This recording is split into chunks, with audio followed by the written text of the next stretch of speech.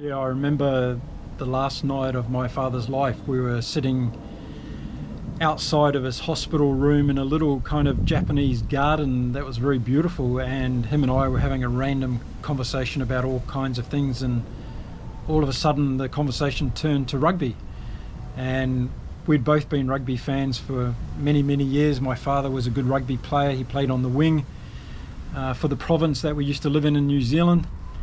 And, being a Kiwi, we both have rugby in our DNA. So we're having a chat this particular night, and turned out to be my father's last night before he passed away. And I'll never forget that night because, talking about sport and rugby, it was something that connected us as father and son. And I remember to this very day, it was only a couple of years ago, and I remember to this very day that, he was going through some of the great teams and players that he remembered from his time, and the likes of Colin Meads and those that played for the All Blacks, the great Graham Murray that came from Taranaki, where we used to live, and then the Welsh players, the Phil Bennetts and the Gareth Edwards, the JPR Williams. My father was talking about all these players on that particular night, and South Africans, Monet Duplessis and Nas Volta, and he had a lot of fond memories of watching games, and it was something that really stuck with me and still sticks with me to this day, because it was the last real conversation I had with my dad, and it was about